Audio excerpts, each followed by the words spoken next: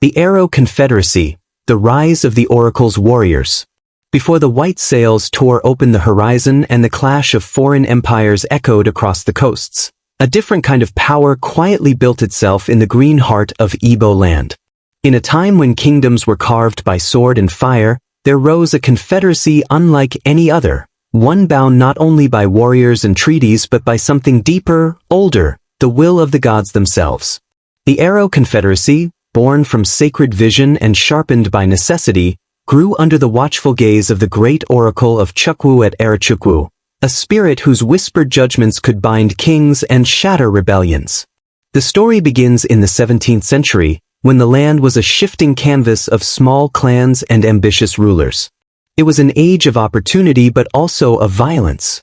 Disputes over land, trade, and prestige often spilled into bloodshed. Trade routes, the lifelines of salt, iron, cola, and cloth, were constantly threatened by warring factions. Stability seemed like a dream slipping further from reach. It was then that the people of Arochukwu, guided by their sacred priesthood, understood that the answer to chaos was not simply more arms, but unity under divine will. At the heart of their growing influence was Ibini Ukpabi, the oracle. Hidden within a dark cavern known as the Long Juju, the oracle was no mere idol but a living covenant between the human and the divine.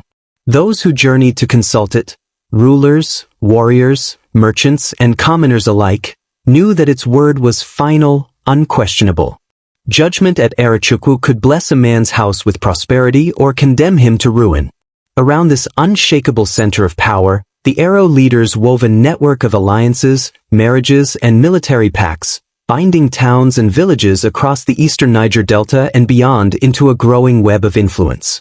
The Aro Confederacy was no mere kingdom, it was a living organism of commerce, faith, diplomacy, and war. Its leaders, drawn from powerful clans like the Okoroga, the Okoroji, and the Okanachi, acted both as priests and as shrewd politicians. Wherever disputes arose, the Aro appeared, offering mediation, trade, or spiritual counsel. Wherever villages feared invasion or betrayal, the Aro sent envoys, and if necessary, warriors. Their influence stretched not by swords brandished in blind conquest but by the quiet force of belief, the iron grip of commerce, and the awe-inspiring reach of the oracle. But when diplomacy failed, the Aro Confederacy showed it was not only a land of mystics but also a nation of warriors. They forged alliances with the mercenary forces of the Abam, Ohafia, and Edda, fierce fighters whose loyalty was bought with promises of loot, glory, and protection. These warriors became the sharp edge of the Confederacy's will, a living blade flashing wherever rebellion stirred or rival cities challenged Aro dominance. Tales spread across the rivers and forests, of Abam warriors, faces painted for war, marching under the sacred banners of the oracle, striking terror into hearts before a single spear was thrown.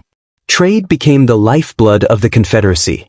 The Aro secured control over crucial trading paths linking the hinterlands to the coastal ports bustling with European merchants. They traded in goods both sacred and profane, yams, ivory, salt, and tragically, human lives. The transatlantic slave trade, grim and monstrous, found a twisted partner in the networks the Aro helped sustain. Those judged guilty by the oracle were often condemned to bondage, and others, caught in the endless cycles of local wars, were swept into the dark tide of human suffering. Yet to judge the Aro Confederacy only by its complicity in slavery would be to blind oneself to its complexity. It was also a society of rich culture, of sacred rituals, of stories whispered around fires and carved into wooden shrines. The Aro priests carried deep knowledge of herbs, of the mysteries of life and death, of the unseen currents that shaped a man's fate. Their artists fashioned sculptures and sacred objects that still hum with ancestral power to this day. Their philosophers pondered questions of justice, duty, and the invisible ties that bound the living to the unborn and the dead. By the 18th century, the Aro Confederacy had reached the height of its power. From Arochukwu, its influence radiated in all directions. Markets bustled under its protection. Pilgrims traveled from distant lands to seek the oracle's wisdom. Rival chiefs weighed their decisions carefully, lest they attract the Confederacy's ire. Even the coastal European traders understood that to prosper inland, they must work through Aro intermediaries.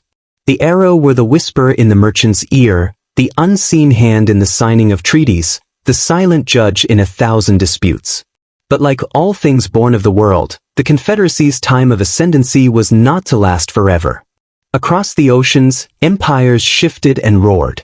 The abolition of the Atlantic slave trade by Britain struck at the heart of the Confederacy's economic power. More dangerously, the British colonial expansion crept closer, hungry for land, for markets, for control. They cared nothing for the Oracle, saw no authority in a spirit's word. To them, the Aro were merely another obstacle to domination. The final blow came with the Aro expedition of 1901 to 1902. The British, under the pretext of stopping the slave trade and establishing order, launched a brutal military campaign against Arochukwu and its allies. Cannons thundered through sacred groves. Temples were desecrated. Shrines were smashed. The Oracle's cave itself was attacked. Though the Aro warriors fought fiercely, wielding their ancient courage against rifles and machine guns, they could not withstand the storm of empire. Arochukwu fell, and with it, the Confederacy's political power crumbled into the red dust of history. Yet the spirit of the Aro did not vanish. Even in defeat, the sacred traditions endured. Even today, the descendants of the Aro priests and warriors walk the paths their ancestors once ruled. The Long Juju cave remains a place of awe and memory, a living wound and a silent testament. The ancient codes of justice, the echoes of faith in the Oracle, still murmur beneath the surface of the land. The Aro Confederacy teaches a lesson not easily forgotten, that true power does not always ride on horses or flash in steel.